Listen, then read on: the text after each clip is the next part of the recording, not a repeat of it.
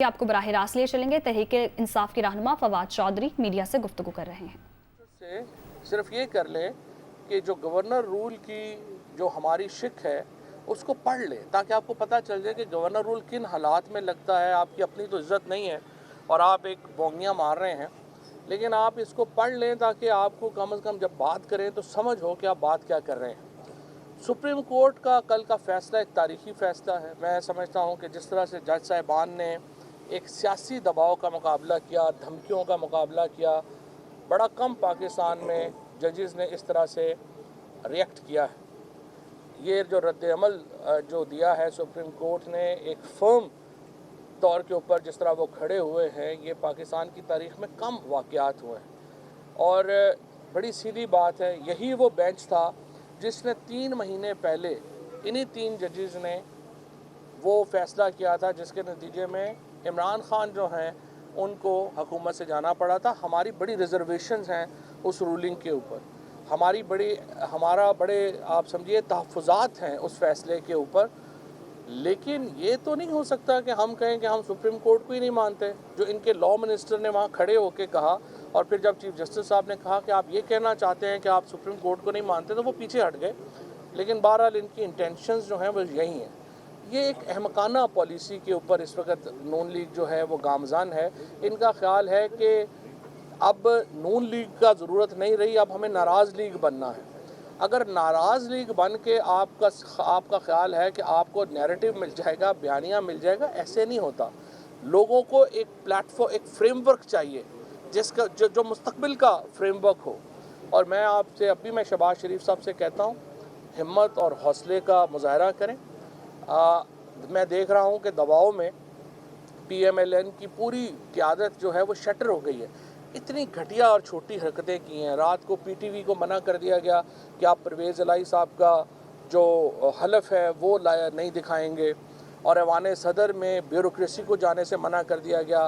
Cabinet secretary जो oath लेते हैं उनको कहा गया कि आपने नहीं जाना वहाँ पे।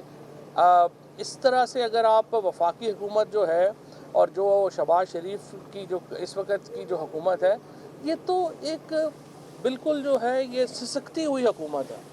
इसको तो हमने अगर रिएक्ट किया तो आप नहीं रह सकेंगे। ये तो हम फैसला, अभी कोर कमेटी की मीटिंग है, उसमें हमने यही फैसला करना है कि हमने इस्लामाबाद में तब्दीली कब लानी है, क्योंकि हम इस वक्त हुकूमत से ज़्यादा इलेक्शंस में इंटरेस्टेड हैं। हम चाहते हैं कि सियासी जमातें बैठें, इलेक्शन के फ्रेमवर्क के ऊपर बात हो और हम इलेक्शंस करवाएं जिसको तमाम लोग जो हैं वो तस्लीम करें।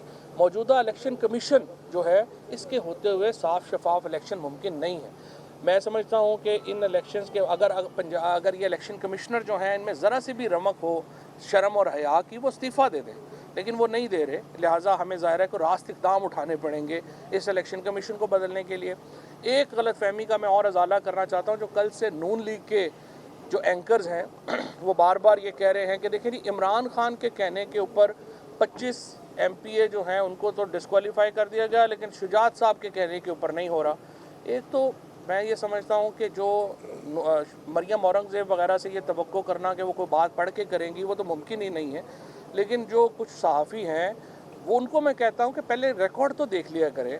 जो 25 लोग जो हमारे डिस्क्वालीफाई हुए थे पंजाब में, उनको नोटिस सप्तान साहब ने जारी किया था, जो हमारे पार्लिमानी लीडर हैं। पार्लिमानी पार्टी ने फैसला किया था, पार्लिमानी पार्टी के मिनट्स जो हैं वो उस रिकॉर्ड का हिस्सा है। तो कम से कम ज़्यादा नहीं तो इलेक्शन कमीशन का फैसला ही पढ़ लें जिसमें ये लिखा हुआ है, और इस तरह की बोगियाँ ना मारें। सुप्रीम कोर्ट का जो फैसला है वो अल्हम्दुलिल्लाह इम्प्लीमेंट हो चुका है। और जिस तरह मैंने आज कहा कि अभी कोर कमेटी में जो फंडामेंटल डिसीजन है वो यही है कि कब हम वफाकी हुकूमत को हमने फ़ारिग करना है। वफाकी हुकूमत को फ़ारिग करना बिल्कुल मुश्किल नहीं है। सदर ममलिकत ने इनको कहना है कि आप एतमाद का वोट लें। 172 लोग इन्होंने पूरे करने हैं। इनके पास इस वक्त 163-64 से ज़्यादा नहीं है। बजट जो है वो 96 लोगों के साथ पास हुआ है। ये इनकी हालत है। इमरान इस्माइल साहब। बस शुक्रिया। फवाद साहब ने सारी बात कर तो दी है। मैं सिर्फ 2-3 चीज़ें ऑब्ज़र्व कर रहा था।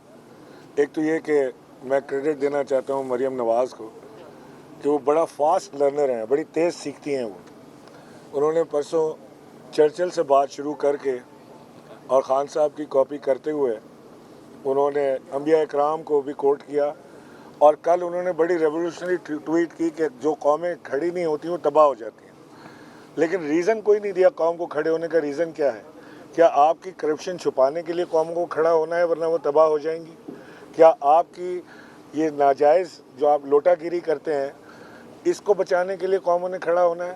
آپ نے اپنا حال دیکھ لیا کہ آپ کی کال پر لبرٹی چوک پہ کتنے لوگ جمع ہوتے ہیں, جہاں پر آپ چھچورے قسم کے پروگرام رکھتے ہیں اور اس کے باوجود لوگ نہیں آتے ہیں.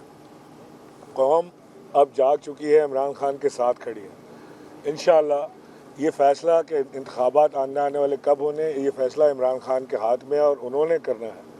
اب ہم صرف یہ دیکھ رہے ہیں کہ کس وقت یہ مناسب ہے کہ اس ملک کی ڈوبتی کشتی, اکنامک کشتی جو ہے, یعنی جو ایک کار کمپنی نے خان صاحب کے دور میں 2021 میں اشتہار دیا کہ ہم نے ریکارڈ پروڈکشن کی ہے جب سے ہماری کمپنی لگی ہے کراچی میں, اور کل انہوں نے اشتہار دے رہے ہیں کہ ہم اپنی کمپنی بند کر رہے ہیں کیونکہ اب بینکس کے پاس فارن ایکسچینج نہیں ہے ہمیں دینے کے لیے, کیونکہ ہماری ایل سیز نہیں کھولی جا رہی ہیں.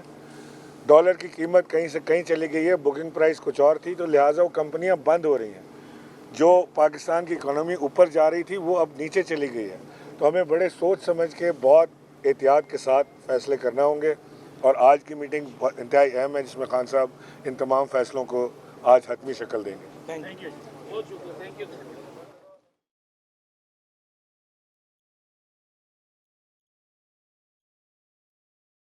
تحریک انصاف کے رہنما